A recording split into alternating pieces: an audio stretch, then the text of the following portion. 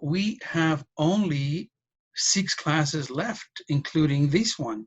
All of a sudden, we are at nearing our course. So we're going to talk about not from the oven or not from the bakery. We're going to look at the radian measure activity, a little debrief, just a quickie. And then there is a Desmos card sort that has been assigned for people to work on. And we are going to introduce a GeoGebra investigation on a unit circle of the basic trigonometric functions. That is the plan for today. And of course, I didn't put it, but as always, Q&A at the end for anybody who has questions about anything. Hello. So if you are watching this video, we're gonna do a summary of what happened in class. I accidentally forgot to record, but these might actually will go faster. So the first discussion we held was about what is the meaning of pi? Where does it come from? And as we discussed, not really from the oven, and not really from the bakery, but our pi that we know. So these little visual will help us confirm or extend what we already know about pi. So we know it involves a circle, and so we have a circle here and we have a diameter. So what I'm going to do is we're going to wrap this diameter around this circle and observe how many times this diameter wraps around the circle. Once the blue diameter disappears, there'll be another one of another color and another one of another color. So this is what happens when we wrap the diameter around the circumference of any circle.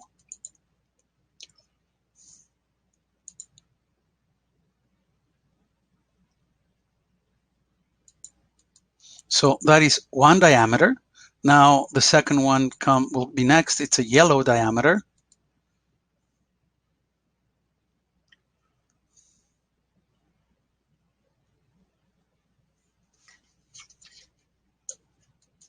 So that's two diameters, and we can see that we still have a while to go before we can wrap these around the circle. So the next diameter is this pinkish color. So let's see when we continue.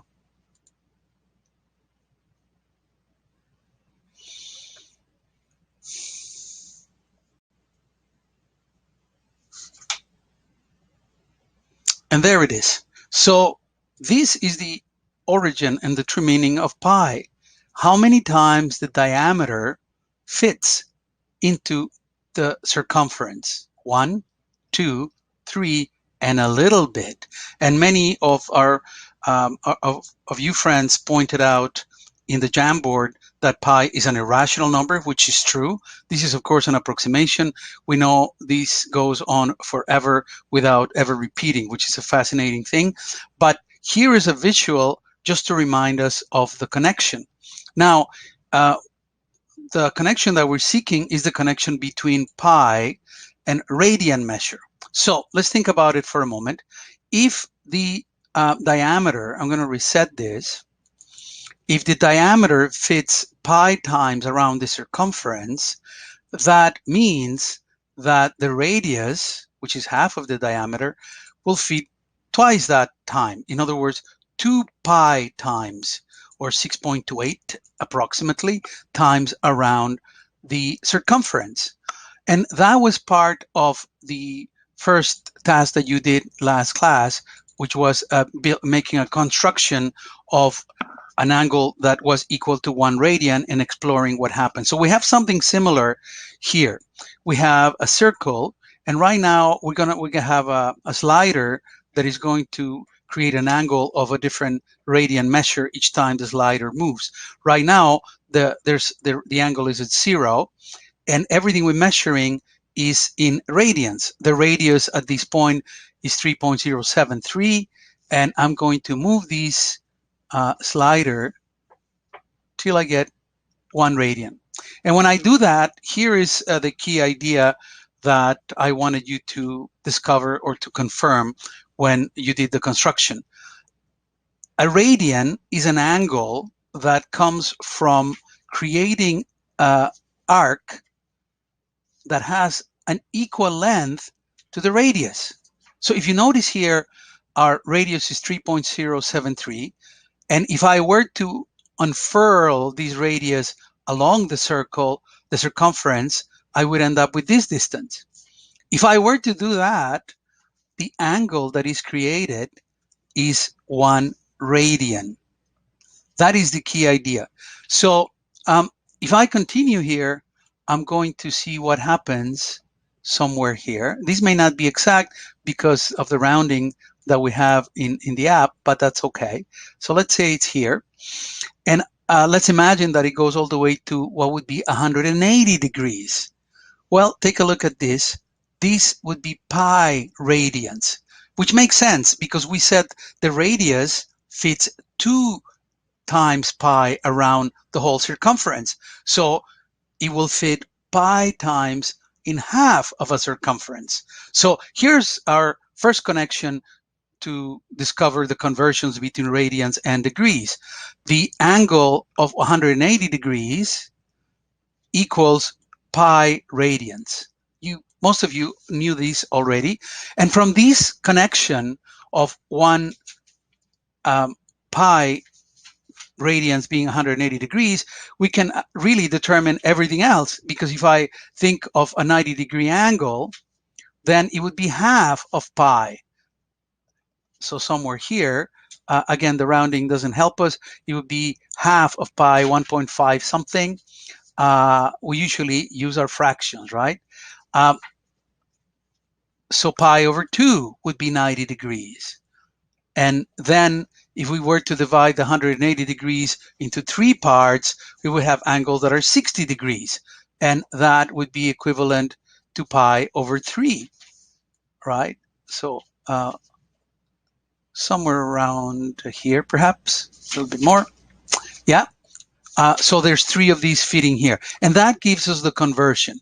And if I were to wrap these all around, then I can see that an angle of 360 degrees is equal to 2 pi, right? Or 6.28.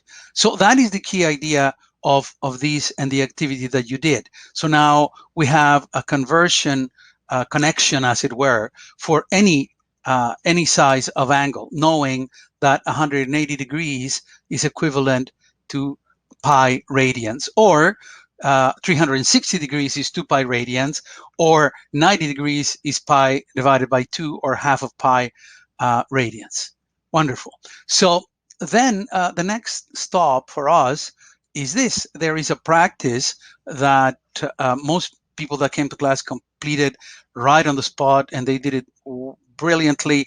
There's the first activity here, Desmos radians conversion, Desmos radians to degrees practice. So if you're watching the video because you were unable to attend class, you can access it here on our main page, and it will take you, as always, to here and a Desmos activity that you will complete. As always, if you have any questions, please put them on Remind, send me an email here. I'll be happy to help you. So that is the first major part of what we did today. The second part is this, that we, after people completed that Desmos radians to degrees card sort and answered a few questions, then we went on to a GeoGebra investigation. And to access the GeoGebra investigation, all you have to do really is come here to the GeoGebra group, and here it is. I mean, you can find it also here as an assignment, but I think this would be faster. So if you click on this, it will take you directly to our GeoGebra group. Here it is, and here is our unit circle investigation. When you click on it, it will open up, and there is a series, there's an investigation, you're gonna play with it.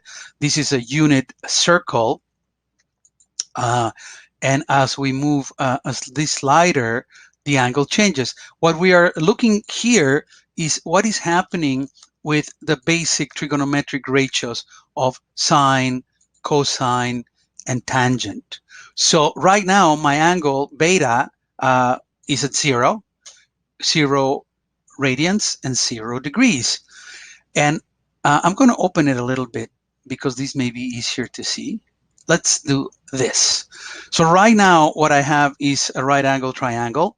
And remembering that sine, the ratio of the sine is the opposite over the hypotenuse, what I have is the following. The hypotenuse is always 1 because this is a unit circle. So that maneuver of having a circle with radius of 1, if you notice, is critical for us to simplify things. So the hypotenuse always is 1. So that means that the opposite side, in other words, this blue length divided by 1, which would end up being the blue length, is the sine. And we can see that here. So the sine of this angle, which is 1/12 radians, is the value of the y coordinate of this point. Think about this. Opposite, which would be the y value, 0.259 divided by 1, which ends up being 2.51.